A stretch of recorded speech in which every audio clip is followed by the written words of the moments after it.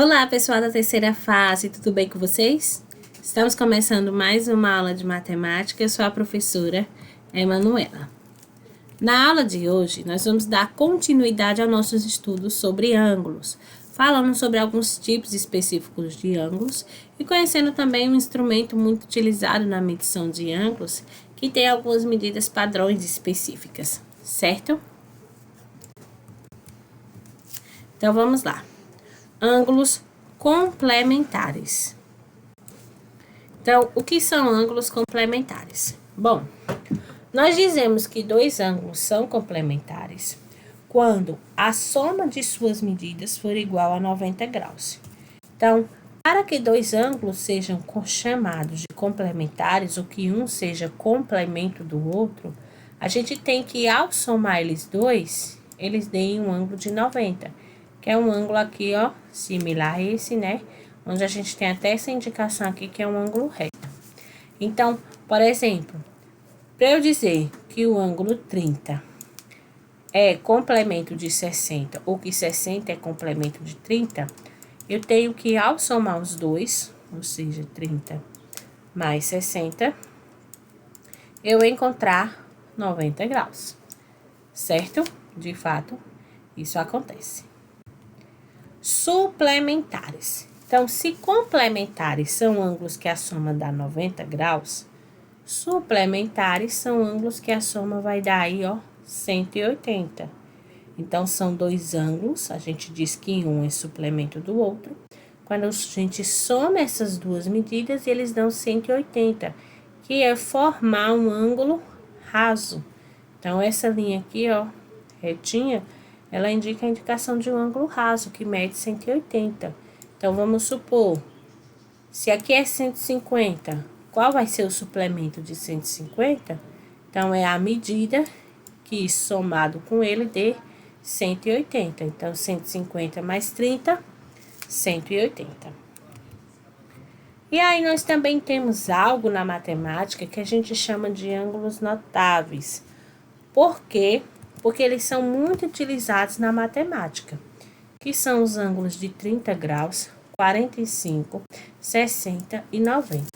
Principalmente quando a gente entra um pouquinho na parte de trigonometria, né? Aí a gente vê que esses ângulos, eles são muito utilizados em muitas questões. Então, por isso, são chamados de ângulos notáveis. Então, para a gente ter uma ideia aí, ó, da abertura de cada um, né? O ângulo 90, as retas são perpendiculares. Pode também ser indicado por esse símbolo. E aí, nós temos os demais, né? Ó, 60, 45 e 30. Certo? Bom, pessoal, existe um instrumento que a gente também pode estar usando para medir alguns ângulos ou para construir alguns ângulos, né? Que é o caso do esquadro, né? O esquadro, ele permite que a gente construa ângulos notáveis, né? Por exemplo, aqui nós temos um esquadro, né? Um dos tipos de esquadro. Esse esquadro, ele é um pouco mais alongado, né? Ele é um esquadro que forma aí um triângulo retângulo, né? E é um triângulo retângulo escaleno, ou seja, que possui todos os lados diferentes. Então, quando a gente observa aí esse esquadro, ele tem a indicação de três ângulos, né? O ângulo aqui inicial, que é inclusive o que dá o nome ao esquadro, né? Ele sempre tem um ângulo reto. Então, a gente consegue perceber aqui que é formado pelos lados perpendiculares. Então, para construir um ângulo de 90 graus, basta traçar as linhas ao redor dessas duas partes da régua.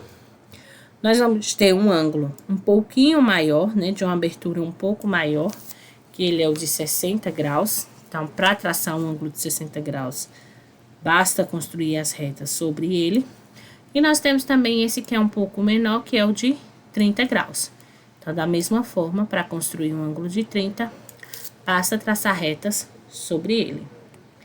E temos também outro esquadro, né? Esse esquadro, ele é um esquadro de um triângulo isósceles. Ele tem dois lados iguais.